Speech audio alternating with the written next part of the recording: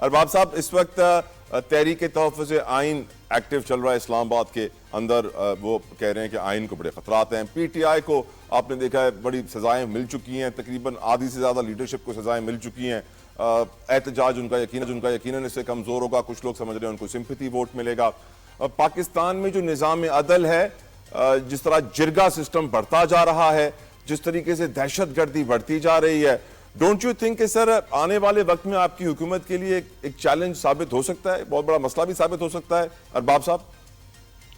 دیکھیے, جہاں تک دہشت گردی کا تعلق ہے تو اس وقت جو سب سے متاثر ہے تو وہ ہمارا صوبہ ہے, کیونکہ ادھر تو آئے روز آپ دیکھیں تو ہمارے جو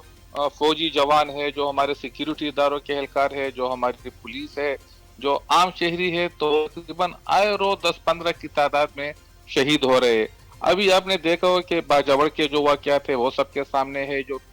تیرا میں جو کچھ ہو رہا ہے, جو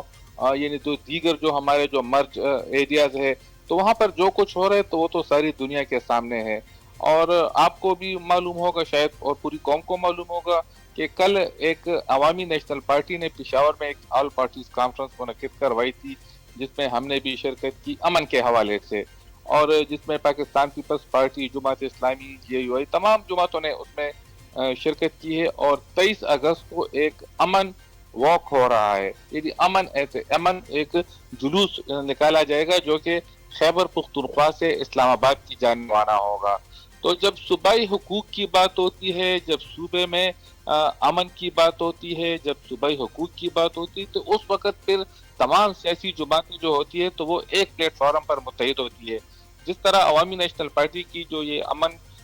واک ہے تو اس میں تمام سیاسی جماعتوں نے شرکت کا اعلان کیا ہے, اور اس میں ہم بھی جائیں گے ان کے ساتھ. لیکن اس میں صرف یہ ہوگا کہ سفید جھنڈے لے کر پوری تمام سے تو اسے نکلے گی اور اسلام آباد کی طرف وہ مارچ کرے گی. لیکن یہ احتجاج جو ہے تو یہ حکومت کے خلاف نہیں ہے کہ وفاقی حکومت کے خلاف کوئی احتجاج کر رہے, یہ ایک امن مارچ ہے تاکہ جو قوتیں ہیں, جو کرتا درتا ہے, تو ان تمام لوگوں کو پتہ لگ جائے کہ عوام جو ہے تو وہ دہشت گردی کے خلاف متحد ہے اور متحد ہو چکے ہیں. کیونکہ آج باجوڑ میں یہ سب کچھ ہو رہا ہے, تیرا میں ہو رہا ہے, اور یہ امن مارچ, اس امن مارچ کے اندر P M L N actually شامل ہوگی, لیڈ کرے گی اس کو؟ بالکل جی, لیڈ کرے گی. کل پی ایم ایل این کی جانب سے میں نے ہی وہ اس پریس کانفرنس میں شرکت کی تھی, اور ہم نے پارٹی قیادت کے مشورے کے بعد ہی باقاعدہ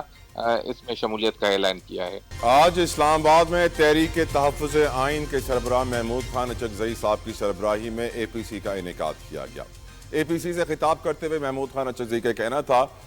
کہ اس ملک میں عملاً آئین اس وقت معطل ہو چکا ہے. ہم حلفاً کہتے ہیں ملک توڑنا نہیں چاہتے, اس ملک میں ووٹ بیچے جا رہے ہیں. ساتھ ساتھ اسی تقریب کے اندر لیاقت بلوچ فرم جماعت اسلامی وہ فرماتے ہیں کہ سیاست, جمہوریت, پارلیمانی نظام اور عدلیہ کے دفن کرنے کی کوششیں اس وقت کی جا رہی ہیں. میں آج تک 16 مختلف اے پی سیز میں جا چکا ہوں. باتیں بہت ہوتی ہیں, لکھا بہت کچھ جاتا ہے, عمل کسی چیز پہ نہیں ہوتا. آئین کی روح سے انحراف غیر جمہوری طاقتوں کو تقویت دیتا ہے. اسی تقریب کے اندر سینئر صحافی حامد میر صاحب کا کہنا تھا صحافت پر پابندیاں نہیں لگنی چاہیے, آئین پر عمل ہونا چاہیے. حکومتیں بدل گئیں, حالات نہیں بدلے. یقیناً درست فرمایا انہوں نے. شہادت آوان صاحب, کیا آپ کو لگتا ہے کہ آج پاکستان میں جو آئین ہے, ذوالفقار علی بھٹو نے بڑی محنت سے اس آئین کو 73 میں تشکیل دیا تھا, آج جو تحریک تحفظ آئین چلائی جا رہی ہے, اے پی سی بلائی جا رہی ہیں, بہت سارے باتیں کی جا رہی ہیں, پابندیوں کی باتیں کی جا رہی ہیں, وہ ہٹنی چاہیے,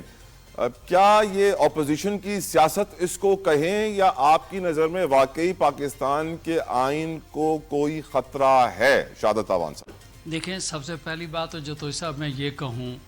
کہ پاکستان میں سیاست ہر پاکستانی کا حق ہے. سیاسی احتجاج اور اجتماع ہر پولیٹیکل پارٹی کا رائٹ ہے, اور اظہار خیال جو ہے اس کا اظہار کرنا ہر پاکستانی کا بنیادی حق ہے. اور ہر شخص کا, اگر دو بھائی بھی ہیں, جتوئی صاحب آپ کی میری رائے مختلف ہو سکتی ہے, لیکن آئین پاکستان ایک وہ ڈاکومنٹ ہے جو کہ یونینیمسلی جو ہے جس کو پاس کیا گیا. 18ویں ترمیم وہ ہے جس کے اوپر اس ملک اور قوم کی رائے ہے, اور آئین پاکستان ہے جو ہمارے پاس جو ہے ایک پاکستان کے لیے ایک زیادہ اہمیت کی چیز ہے، جس کی وجہ سے ہماری فیڈریشن کھڑی ہے اور جس کی وجہ سے ہمارے ستون آپس میں متحد ہیں۔ اگر پارلیمنٹ نہ ہوتی تو میں آپ کو گزارش یہ کروں کہ جو دوست میرے پارلیمنٹ کے اندر بیٹھے ہوئے ہیں، جو ابھی آپ دور کیوں جاتے ہیں، آئین پاکستان نہ ہوتا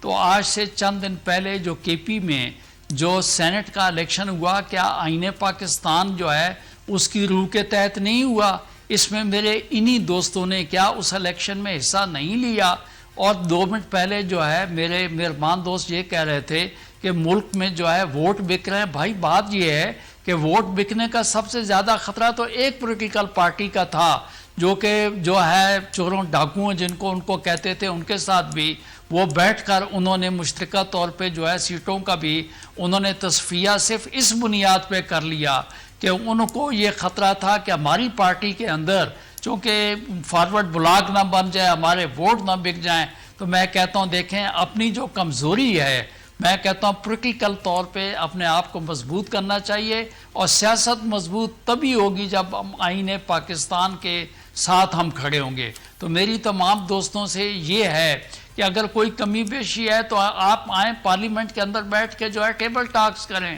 پارلیمنٹ کے اندر آ کے آئین پاکستان میں اگر کہیں کمزوری نظر آتی ہے آپ اس کو مضبوط کریں۔ اور اس کے علاوہ بات یہ کہ باتیں جو ہیں عدالتیں احتجاج سے نہیں چلتی، آئین پاکستان میں امینڈمنٹ احتجاج سے نہیں ہوتی۔ ہم ایک ڈیموکریٹک کنٹری ہیں، ہمیں اپنے پارلیمانی نظام کو مضبوط کرنا چاہیے۔ اور جہاں تک رہ گیا الیکشنز کا چکر، تو میں آپ کو گزارش یہ کروں کہ الیکشن جو ہے کہیں پر بھی ہوتے ہیں، خالی پاکستان کی بات نہیں، آپ یورپین کنٹریز میں چلے جائیں، مطلب آپ ٹرمپ کے الیکشن کو لے لیں، بہت سے ممالک میں دیکھ لیں کہ ایک دوسرے کے الیکشن کو کوئی جو ہے وہ